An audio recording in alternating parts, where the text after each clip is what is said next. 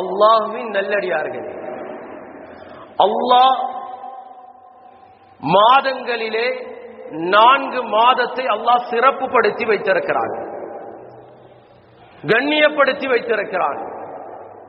அதில் துல்காதா, துல்ஹிஜ்ஜா, முஹர்ரம் தொடர்ந்து வரக்கூடிய 3 மாதங்கள்.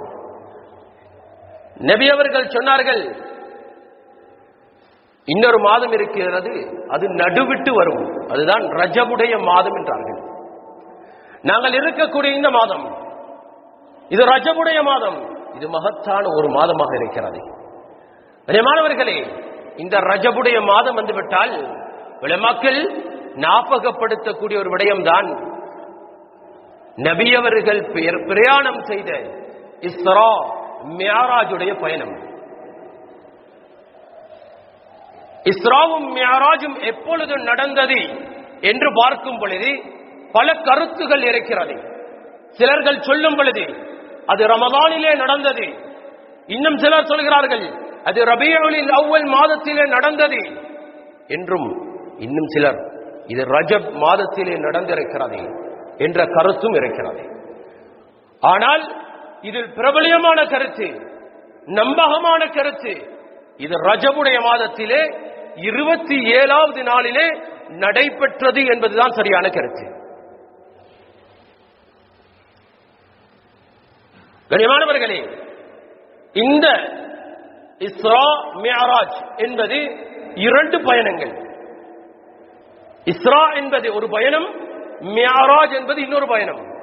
இஸ்ரா என்றால் அல்லாஹ் திருமறையிலே சொல்கிறானே, சுப்ஹானல்லதி அஸ்ரா பிஅப்திஹி லைலன் மினல் மஸ்ஜிதில் ஹராம் இலல் மஸ்ஜிதில் அக்ஸா. இதுக்கு சொல்லுவாங்க மக்கால இருந்து நபி அவங்கள ஒரே இரவுல.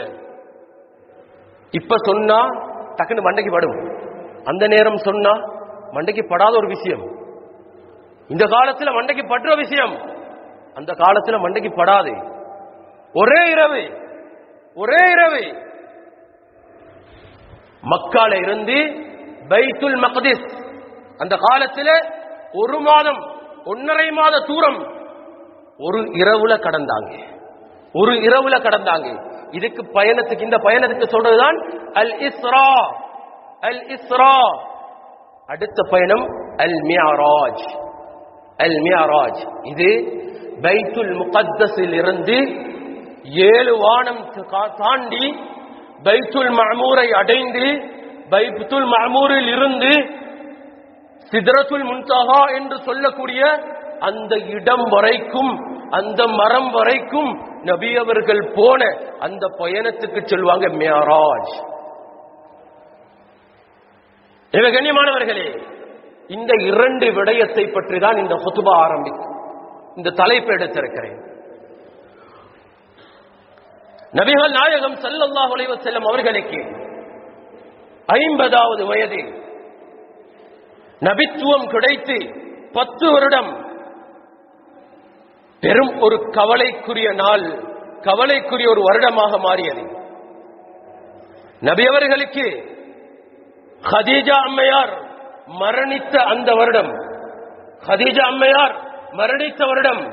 அது மட்டுமல்ல அபூ தாலிப் நபி ஸல்லல்லாஹு அலைஹி வஸல்லம் அவருடைய சாட்சா மரணித்த வருடம். அதுவரைக்கும் நபித்துவத்தை பத்தி நபி அவங்க பேசினா அதை எதிர்த்து பேசுறதுக்கு யாரும் கிடையாது. ஏண்டா நபி அவங்களோட சாட்சா இருக்கிறாங்க, கை வைக்க மாட்டாங்க, நபிக்கு கை வைக்க மாட்டாங்க.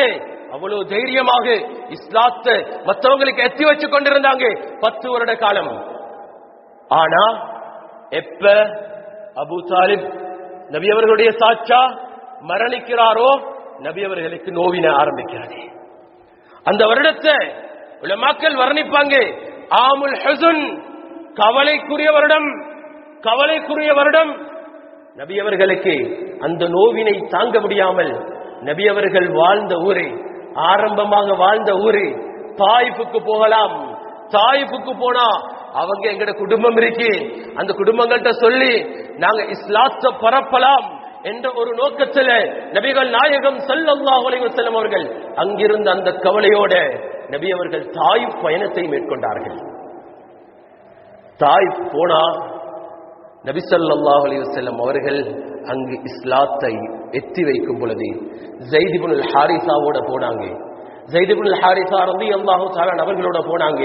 அங்க போய் அங்க மக்களுக்கு அவங்களோட குடும்பத்துக்கு எத்தி வைக்கலாம் என்ற நல்லெண்ணத்தோட போனாங்க. ஆனா அங்க போனாலும் கண்ணியமானவர்களே, நபிகள் நாயகம் ஸல்லல்லாஹு அலைஹி வஸல்லம் அவர்களுக்கு அங்க நோவினை கொடுக்க ஆரம்பிச்சாங்க. எந்த அளவுக்கு நோவினண்டா, சின்ன குழந்தைகளை வைத்து நபிகள் நாயகம் ஸல்லல்லாஹு அலைஹி வஸல்லம் அவர்களுக்கு 50 வயது, அந்த வயதிலே நபி அவர்களை கல்லால் அடித்து விரட்டினார்கள். கவலையோட வாராங்க நபி அவங்க, கவலையோட வாராங்க. வந்து கொண்டிருக்கிற நேரம் இரத்தம் வடிகிறது. நபி அவர்கள் வந்து கொண்டிருக்கிறார்கள். ஜிப்ரீல் அலைஹிஸ்ஸலாம் வராங்க, வந்து கேட்டாங்க, அந்த தாயிஃப் மக்களை அப்படியே போட்டு பெரட்டி விடவா? என்ன சொன்னாங்க? எங்கட நபியே, இரக்கமான நபியே, என்ன சொன்னாங்க? அவங்க இஸ்லாத்தை ஏற்றுக்கொள்ளாட்டியும் அவங்களோட ஃபேமிலி, அவங்களோட குடும்பம், பின்னால வார அவங்களோட பிள்ளைகள் ஏற்றுக்கொள்வாங்க தானே. அதனால அந்த வேலையை செய்யாதீங்க. நியமானவர்களே, நபியவர்கள் அதற்கு பின்னாலே மக்காவை நோக்கி வாராங்க. வந்ததற்கு பின்னால்தான் அல்லாஹ் ஒரு சந்தோஷமான ஒரு நிகழ்வை ஏற்படுத்தி வைத்திருந்தான். மூசா அலைஹிஸ்ஸலாம் அவர்களோடு அல்லாஹ் பேசினானே, அதனால தான் சொல்றோம் கலீமுல்லா. அல்லாஹ்வோட பேசினதுனாலே கலீமுல்லா என்ற பட்டத்தை கொடுத்திருக்கிறோம் மூசா அலைஹிஸ்ஸலாம் அவர்களுக்கு. அத மாதிரி மூசா அலைஹிஸ்ஸலாம் அவர்களை தூர்சினா மலைக்கு கூட்டு தான் பேசினான். ஆனா அல்லாஹ் நபிகள் நாயகம் ஸல்லல்லாஹு அலைஹி வஸல்லம் அவர்களை வானுலகம் தூக்கி, வானுலகம் உயர்த்தி அவர்களோட பேச ஆரம்பித்தான். கண்ணியமானவர்களே, இந்த நிகழ்வு இரவு நேரம் நபி அவர்கள் உறங்கிக் கொண்டிருக்கிறார்கள். உம்மு ஹானி ரலியல்லாஹு தஆலா அன்ஹா அவர்களுடைய இல்லத்துல ரிவாயத்துல வந்திருக்குது.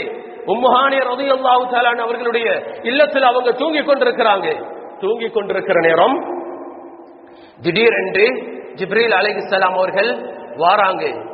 வார நேரம் அவர்களுடைய கையில ஒரு தங்க தட்டு இருக்குது. அந்த தங்க தட்டுல ஜம்சம் தண்ணீரை எடுத்துக்கொண்டு வராங்க. வந்து நபிகள் நாயகம் ஸல்லல்லாஹு அலைஹி வஸல்லம் அவர்களுடைய நெஞ்சை பிளந்தார்கள். நெஞ்சை பிளந்து இருதயத்தை வெளியில் எடுத்தார்கள். உள்ளத்தை பிளந்து கல்ப வெளியில் எடுத்தார்கள். எடுத்து ஜிப்ரீல் அலைஹிஸ்ஸலாத்து வஸ்ஸலாம் அந்த ஜம்சம் தண்ணீரால பரிசுத்தப்படுத்தினார்கள். இது முதல் தடவை அல்ல. நபி அவர்களுடைய உள்ளம் சுத்தப்படுத்தப்பட்டது முதல் தடவை அல்ல. இதற்கு முன்னாலும் நபி அவர்களுடைய இருதயம் வெளியில் எடுக்கப்பட்டு சுத்தப்படுத்தப்பட்டது. இது நபி அவர்கள் தாயிஃப்ல பனு சாத் என்ற இடத்துல நபி அவங்க இருக்கிற நேரம் 4 வயதுல நபி அவர்களுக்கு இந்த நிகழ்வு நடந்தது. இருதயம் சுத்தப்படுத்தப்பட்டது. அதற்கு பின்னாலே அந்த இருதயம் கல்ப எடுத்து சுத்தமாக்கி அவர்களுக்கு ஆபரேஷன் பண்ணினாங்க ஜிப்ரீல் அலைஹிஸ்ஸலாம். இப்ப சொன்னா எல்லாருக்கும் விளங்கும். ஏன்னா இருதயத்தை எடுக்கிறது அந்த நேரம் சொல்லியிருந்தா யோசிப்பாங்க, என்னடா இது, அப்படி எடுக்கலாமா? இப்ப சொன்னா விளங்கும், எடுக்கலாம். ஏன் நடக்குது இப்ப. அதனால எடுத்து ஆபரேஷன் பண்ணினாங்க. இதுல உலமாக்கள் எழுதுறாங்க என்னண்டா, ஆபரேஷன் பண்ணினவர் யாரு? சையதுல் மலாயிகா, மலக்குமார்களுடைய தலைவர். ஆபரேஷன் பண்ணப்பட்டவர் யாரு? சையதுல் அன்பியா, நபிமார்களுடைய தலைவர். ஏதால கழுவின? சையதுல் மா, தண்ணீர்ட தலைவர். தண்ணீர்ட பெஸ்ட் எது? ஜம்சம் தண்ணீர். அந்த ஜம்சம் தண்ணீரால கழுவப்பட்டு நபி அவர்களுடைய அந்த நெஞ்சி பிளக்கப்பட்ட இடம் தைக்கப்பட்டது. இதை அனஸ் ரலியல்லாஹு தஆலா அவங்க அறிவிக்கிறாங்க. குன்து அரா அதரல் மகீதி ஃபீ ஸத்ரி ரசூலில்லாஹி ஸல்லல்லாஹு அலைஹி வஸல்லம். நபி அவங்களோட நெஞ்சில நபி அவங்களுக்கு ஹிதமத் செஞ்சாங்க. 10 வருடம் ஹிதமத் செஞ்சதுல இந்த அனஸ் ரலியல்லாஹு தஆலா இருக்கிறாங்க.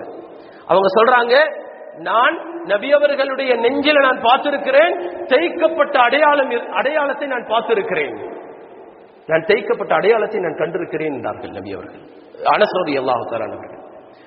அதற்கு பின்னால உம்மு ஹானி ரலியல்லாஹு தஆலா அவர்களுடைய வீட்டில இருந்து அவங்க அந்த பைத்துல் முகத்திஸுக்கு போனாங்க என்ற ஒரு ரிவாயத்திலையும், இன்னொரு ரிவாயத்தில் வருது நபி ஸல்லல்லாஹு அலைஹி வஸல்லம் அவர்கள் ஹதீம் என்று சொல்லக்கூடிய மக்கால இருக்கக்கூடிய ஹதீம் என்ற இடத்தில் இருந்துதான் அவர்கள் பைத்துல் மக்திஸுக்கு போனாங்க என்று வருவதனால உலமாக்கள் சொல்றாங்க, நபி அவங்க உம்மு ஹானி ரலியல்லாஹு தஆலா அவங்களுடைய வீட்டில் இருக்கும் பொழுதே அந்த வீட்டில் இருந்து அவர்களுக்கு அந்த இருதயம் எடுத்து கழுவப்பட்டு அவர்கள் ஹதீம் என்ற இடத்துக்கு கொண்டு போகப்பட்டு அங்கிருந்துதான் அவர்கள் பிரயாணத்தை ஆரம்பித்தார்கள் என்பதாக உலமாக்கள் சொல்கிறார்கள்.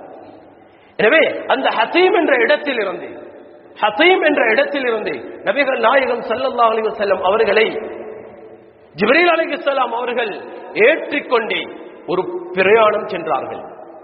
அது கொண்டு வந்துடப்பட்டிருந்த அந்த பிராணி, அதாவது வாகனம், அதற்கு சொல்லுவாங்க புராக் என்ற வாகனம், மின்னல் வேகத்தில் கடக்கும் என்பதனால தான் அதுக்கு பேரே புராக் என்றா மின்னல் வேகத்தில் போறதுக்கு பயன்படுத்துறது. அதை எழுதும் பொழுது சொல்றாங்க, அது குதிரையும் அல்ல கழுதையும் அல்ல, ஒரு வகையான மிருகம். அதனுடைய ஸ்பீட் எந்த அளவுக்கு எழுதியிருக்கிறாங்கண்டா, அது அதனுடைய முன்னங்கால அது வைக்கும் எங்கண்டா, அதனுடைய கண் பார்வை எங்க எட்டுதோ, கண் பார்வை எங்க முடியுதோ அதுல அதனுடைய முன்னங்கால வைக்குமா. அதனுடைய பின்னங்கால் இருக்குது இல்லையா, இந்த பின்னங்கால எந்த இடத்துல முன்னங்கால வச்சுச்சோ அந்த இடத்துல வைக்கணும். எவ்வளவு ஸ்பீடா இருக்கு. ஜிப்ரீல் அலைஹிஸ்ஸலாம் அவர்களை நபி அவர்கள் முன்னால, ஜிப்ரீல் அலைஹிஸ்ஸலாம் பின்னால ஏற்றிக்கொண்டு அந்த பயணம் ஆரம்பிக்கிறது. நபி அவர்களை கூட்டிக் கொண்டு போறாங்க. பைத்துல் முகத்தஸை அடையும் பொழுது அங்கு பெரும் ஒரு நிகழ்வு என்னண்டா, அங்க நபி அவர்கள் போறதுக்கு முன்னாலேயே பைத்துல் முகத்தஸ்ல நபிமார்களை அல்லாஹ் ஒன்று சேர்த்து வைத்திருந்தான். ரசூல்மார்களையும் நபிமார்களையும் அல்லாஹ் ஒன்று சேர்த்து வைத்திருந்தான். நபி அவங்க போறாங்க, பைத்துல் முகத்தஸுக்கு போறாங்க. இதெல்லாம் கட்டுக்கதை அல்ல, ஹதீஸில் வரக்கூடிய ரிவாயாத்துகள்.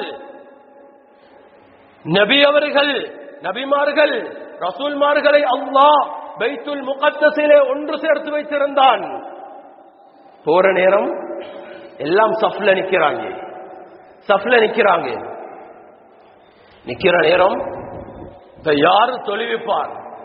நபிகள் நாயகம் ஸல்லல்லாஹு அலைஹி வஸல்லம் அவர்களை ஜிப்ரீல் அலைஹிஸ்ஸலாம் அவர்கள் முற்படுத்தினார்கள். எல்லாத்துக்கும் இமாமத் செஞ்சது யாரு? 2 ரகாத் தொழுவிச்சாங்க. எல்லா நபிமார்களுக்கும் எல்லா ரசூல்மார்களுக்கும் 2 ரகாத் தொழுவிச்சார்கள். எங்கள் உயிரிலும் மேலான முஹம்மதே முஸ்தபா ரசூலே கரீம் ஸல்லல்லாஹு அலைஹி வஸல்லம் அவர்கள். இதெல்லாம் எப்ப நடக்குது? ஒரே இரவில் நடக்கக்கூடிய விடயங்கள். நபிகள் ஸல்லல்லாஹு அலைஹி வஸல்லம் அவர்கள் அந்த 2 ரகாத்துகளை அவர்களுக்கு தொழுகை நடத்தினார்கள். அதற்கு பின்னால நபிகள் நாயகம் ஸல்லல்லாஹு அலைஹி வஸல்லம் அவர்களுக்கு 2 பானங்கள் கொண்டு வரப்பட்டது. அதில் ஒன்று அல் ஹம்ர் வல் லபன், ஒன்று சாராயம், இன்னொன்றுல பால். சாராயம் பால் இரண்டும் கொண்டு வரப்பட்டது. நபிகள் நாயகம் ஸல்லல்லாஹு அலைஹி வஸல்லம் அவர்கள் பாலை தேர்ந்தெடுத்தார்கள். இந்த நேரம் ஜிப்ரீல் அலைஹிஸ்ஸலாம் அவர்கள் சொன்னார்கள், இக்தர்தல் ஃபித்ரா, இயற்கையான ஒரு விடயத்தை நீங்கள் தேர்ந்து விட்டீர்கள், நல்லதை தேர்ந்தெடுத்து விட்டீர்கள் நபியே என்பதாக வார்த்தை சொன்னார்கள். கண்ணியமானவர்களே, அப்ப ஆரம்பம் மக்கால இருந்த ஹதீம் என்ற இடத்திலிருந்து நபி அவர்களை ஜிப்ரீல் அலைஹிஸ்ஸலாம் அவர்கள் கூட்டிக் கொண்டு ஒரு வாகனத்திலே போனார்கள். அங்க போய் அந்த வாகனம் கட்டப்பட்டது. அங்க ஒரு மஸ்ஜித் இருக்குது, மஸ்ஜிதுல் புராக் என்று. அந்த இடத்துல மஸ்ஜிதுல் புராக் என்று ஒரு பள்ளி கட்டப்பட்டிருக்கிறது. ஏன்னா அந்த வாகனத்தை கட்டினத்துக்கு காரணம், திரும்பி வரும் பொழுது அந்த வாகனத்திலே போவதற்காக வேண்டி. அடுத்த ஒரு சந்தேகமான ஒரு விடயம்தான், ஏன் அல்லாஹ் நபியோடு பேச நினைத்தான், ஆனால் அல்லாஹ் ஏன் நபிகள் நாயகம் ஸல்லல்லாஹு அலைஹி வஸல்லம் அவர்களை மக்காவில் இருந்து நேரடியாக அப்படியே தூக்கி இருக்கலாமே, ஏன் பைத்துல் முகத்தஸுக்கு கொண்டு போக வேண்டும்? அந்த வார்த்தையை எங்களுக்கு குர்ஆனுடைய ஆயத்து பேசி காட்டுகிறதே. பாரக்னா ஹவுலா லினுரியஹு மின் ஆயாத்தினா. அந்த இடத்துல அல்லாஹ் பரக்கத் செஞ்சிருக்கிறான். அந்த இடம் இருக்கு, பலஸ்தீன்ல இருக்கக்கூடிய பைத்துல் முகத்தஸ் இருக்குது, அது ஒரு மகத்தான ஒரு இடம். ஏன் அந்த இடத்துல பரக்கத் என்றா, நபிமார்கள் வாழ்ந்து மரணித்த இடம் அது. அதிகமான நபிமார்கள் வாழ்ந்த இடம் அதுதான். எங்களுக்கு தெரியும், இப்ராஹிம் அலைஹிஸ்ஸலாத்து வஸ்ஸலாம் அவர்களுடைய மரணம் நடந்தது அந்த இடத்தில் தான், பலஸ்தீன்ல தான். அவர்களுடைய மனைவி சாரா அம்மையார் அவர்களுடைய மரணம் நடந்ததே, அவர்களுடைய கபர் இருப்பதே இந்த பைத்துல் முகத்தஸ்ல தான், பைத்துல் முகத்தஸுடைய அந்த பகுதியில தான். அது மட்டுமல்லாம அவர்களுடைய மகன் இஸ்ஹாக் அலைஹிஸ்ஸலாம் அவர்கள் வாழ்ந்ததே அந்த இடத்துல தான்.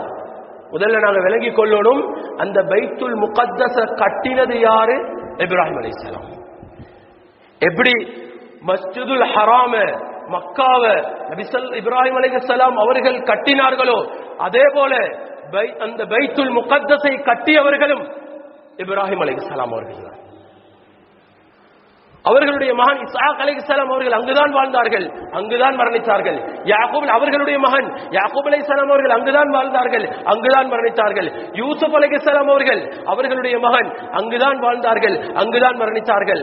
அவர்களுடைய பேரன் மூசா அலைஹிஸ்ஸலாத்து வஸ்ஸலாம் அவர்களும் அங்குதான் வாழ்ந்தார்கள், அங்குதான் மரணித்தார்கள். இமாம் தாவூத் அலைஹிஸ்ஸலாம் அவர்கள் அங்குதான் வாழ்ந்தார்கள், அங்குதான் மரணித்தார்கள். அவர்களுடைய மகன் சுலைமான் அலைஹிஸ்ஸலாத்து வஸ்ஸலாம் அவர்களும் அங்குதான் வாழ்ந்தார்கள், அங்குதான் மரணித்தார்கள். அந்த மஸ்ஜிதுல் அக்ஸாவை புதுப்பித்தவர்களும் அவர்கள்தான். உலகத்தில் 4 பேர் உலகத்தை ஒரே நேரத்தில் ஆண்டார்கள். அதுல 2 பேர் முஃமின்கள், 2 பேர் காஃபிர்கள். அதுல துல்கர்னைன் அலைஹிஸ்ஸலாத்து வஸ்ஸலாம் அவர்களும் சுலைமான் அலைஹிஸ்ஸலாத்து வஸ்ஸலாம் அவர்களும் ஒரே நேரம் உலகத்தை ஆட்சி செய்தவர்கள். அந்த காலத்துல தான் பைத்துல் முகத்தஸ சுலைமான் அலைஹிஸ்ஸலாத்து வஸ்ஸலாம் அவர்கள் புதுப்பித்தார்கள். இப்ராஹிம் அலைஹிஸ்ஸலாம் அவர்கள் கட்டினதை கொஞ்சம் அழகுபடுத்தினார்கள். அதே போல ஜக்கரியா அலைஹிஸ்ஸலாம் அவர்கள் பிறந்தது அதில்தான். யஹ்யா அலைஹிஸ்ஸலாத்து வஸ்ஸலாம் பிறந்ததும் அதில்தான். ஜக்கரியா அலைஹிஸ்ஸலாமுடைய மகன் தான் யஹ்யா அலைஹிஸ்ஸலாத்து வஸ்ஸலாம், அவர்களும் அங்குதான் பிறந்தார்கள். எங்களுக்கு தெரியும், மரியம் அலைஹிஸ்ஸலாம் பைத்துல் முகத்தஸ்ல தான் அவர்கள் கருவுற்றார்கள். அங்குதான் அவர்கள் ஹிதுமத்தில் இருந்தவர்கள். யாரு? மரியம் அலைஹிஸ்ஸலாத்து வஸ்ஸலாம் அவர்கள் அங்குதான் கருவுற்றார்கள். அவர்கள் அங்கிருந்து கருவுடும் பொழுது வேறு இடத்துக்கு போனார்கள். அங்கிருந்து ஈசா அலைஹிஸ்ஸலாம் அவர்களும் பிறந்தது அந்த மண்ணில் தான். ஈசா அலைஹிஸ்ஸலாம் அவர்கள் பிறந்தது அந்த மண்ணில் தான். அங்கிருந்து தான் அவர்கள் உயர்த்தவும் பட்டார்கள். அதனால இந்த இடம் பரக்கத்துக்குரிய இடமாக இருக்குது, மகத்தான ஒரு இடமாக இருக்குது. கண்ணியமானவர்களே, நாங்க பார்க்கக்கூடிய இந்த பைத்துல் முகத்தஸ் என்று சொல்றோமே, இது பைத்துல் முகத்தஸ் என்று சொல்லும் பொழுது எங்கட உள்ளத்துல வாரது இன்னைக்கு இந்த குபாட நிலையில இருக்கிறது தான் பைத்துல் முகத்தஸ் நினைக்கிறோம். பைத்துல் முகத்தஸ் என்றது அந்த குபாவுடைய வடிவத்தில் இன்னைக்கு காத்தாங்குடியில ஈக்கிற மாதிரி அதுதான் பைத்துல் முகத்தஸ் என்றதுதான் எங்களுடைய உள்ளத்துல இருக்குது. கண்ணியமானவர்களே, பைத்துல் முகத்தஸ் என்பது அது ஒரு பெரும் ஒரு பகுதி. அந்த பகுதியில அதிகமான பள்ளிகள் இருக்குது. அதுல ஒரு பள்ளிதான் ஜாமிஉல் கிபிலி என்று சொல்லக்கூடிய ஒரு பள்ளி வாயில் இருக்குது. இதை நிறுவியவர் உமர் இப்னுல் கத்தாப் ரலியல்லாஹு தஆலா அவர்களுடைய ஆட்சி காலத்தில் நிறுவினாங்க.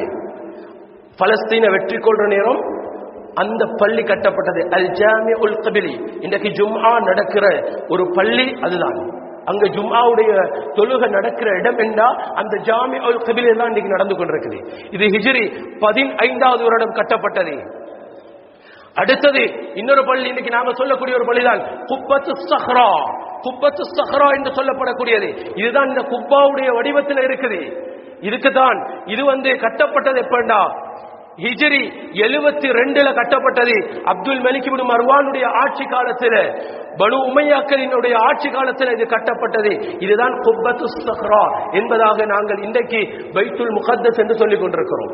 இன்னொரு பள்ளி இருக்குது, புராக் என்ற வாகனம் கட்டப்பட்ட இடத்துல கட்டப்பட்டிருக்கக்கூடிய ஒரு பள்ளி, மஸ்ஜிதுல் புராக்.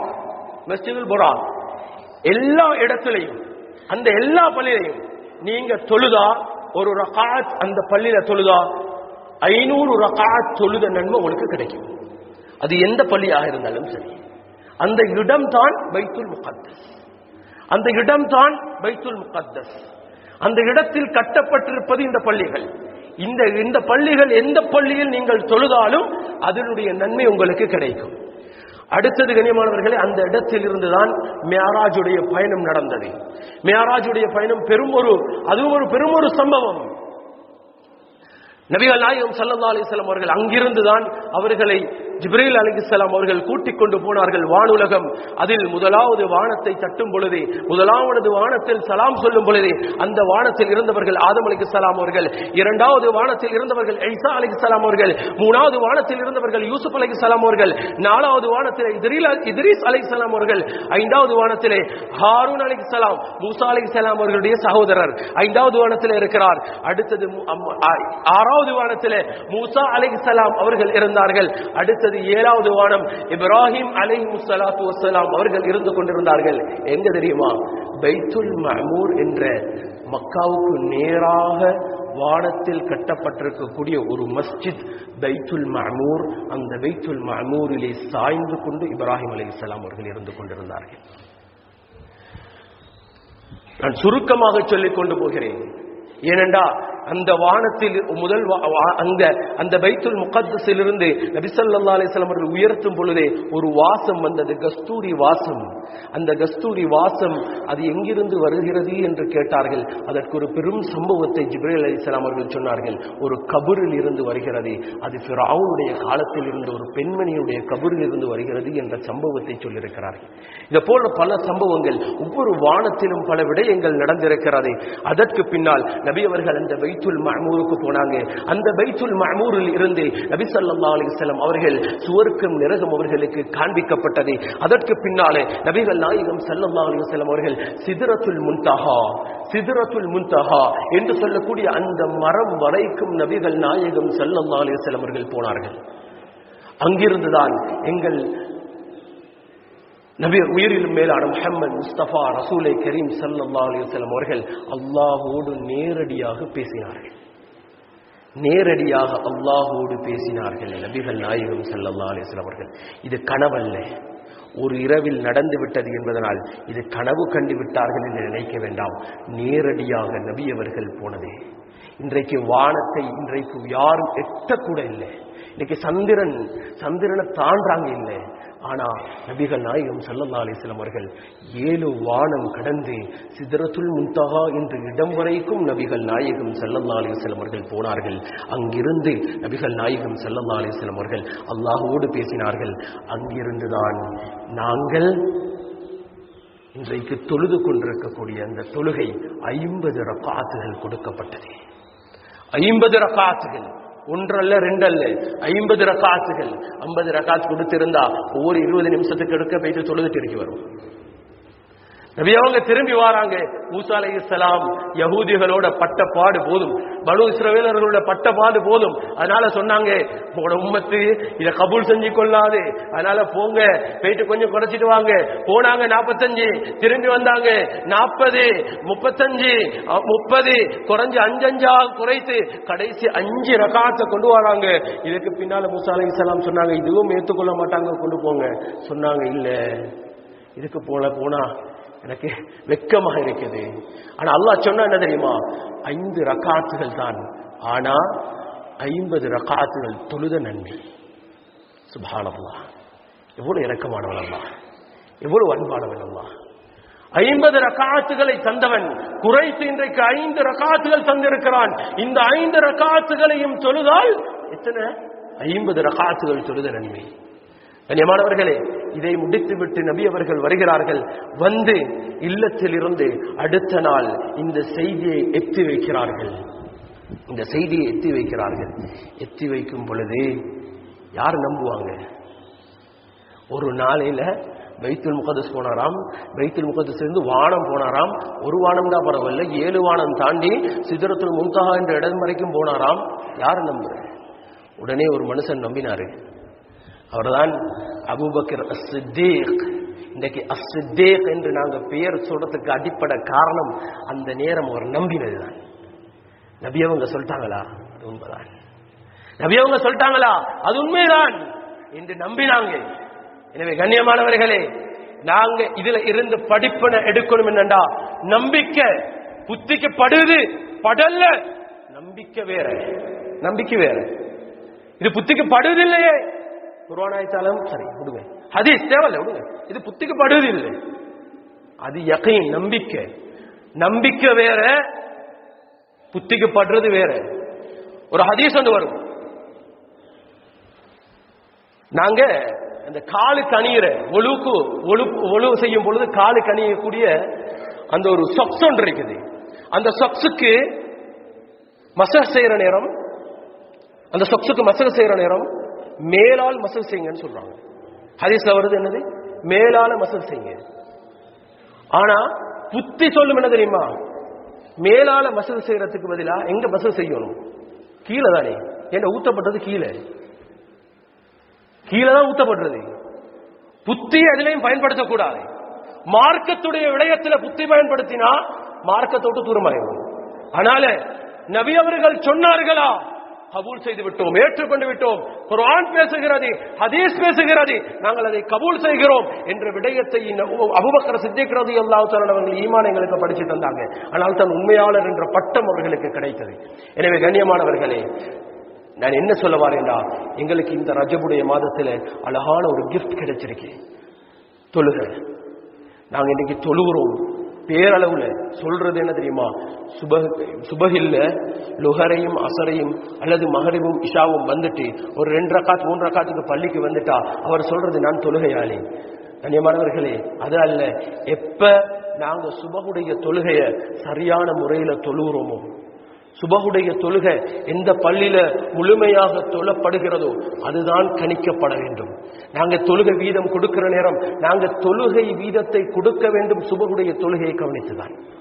எனவே கண்ணியமானவர்களே, எங்களுக்கு அல்லாஹ் அந்த சித்ரத்துல் முன்தஹா வரைக்கும் கூட்டிக் கொண்டு போய் கொடுத்த அந்த கிஃப்டை நாங்கள் எங்களுடைய வாழ்க்கையில் நாங்கள் எடுத்துக்கொள்வோம், அதை எங்களுடைய வாழ்க்கையாக அமைத்துக் கொள்வோம். அல்லாஹ் சுப்ஹானஹு வ தஆலா எங்களை அல்லாஹ் சுப்ஹானஹு வ தஆலா தொழுகையாளிகளாக அல்லாஹ் தஆலா ஆக்கி அருள்வானாக. யா அல்லாஹ், எங்களை நீ தொழுகையாளியாக ஆக்கிரு. யா அல்லாஹ், யா அல்லாஹ், அனைத்து தொழுகைகளையும் பேணி பாதுகாத்து தொழக்கூடியவர்களாக எங்களை ஆக்கிரு. யா அல்லாஹ், யா அல்லாஹ், ஈமான்ல உறுதியை தந்திரு. யா அல்லாஹ், யா அல்லாஹ், எல்லா விடயத்திலும் புத்திய பாவிக்கிறத விட்டும் ஈமான் வேற என்ற விடயத்தை எங்களுக்கு நீ படிச்சு தந்திரு. யா அல்லாஹ், யா அல்லாஹ், உன்னை எப்பொழுதும் நம்பி லா இலாஹ இல்லல்லாஹ் முஹம்மது ரசூலுல்லாஹ் இந்த கடைசி நேரத்துல கலிமாவோட மரணிக்கக்கூடிய பாக்கியத்தை எங்களுக்கு தந்திரு. யா அல்லாஹ், யா அல்லாஹ், ஈமானோட கடைசி நேரம் மரணிக்கக்கூடிய பாக்கியத்தை எங்களுக்கு தந்திரு. யா அல்லாஹ், யா அல்லாஹ், நபி அவர்கள் விரும்பிய அந்த மதீனாவுடைய மண்ணில எங்களுடைய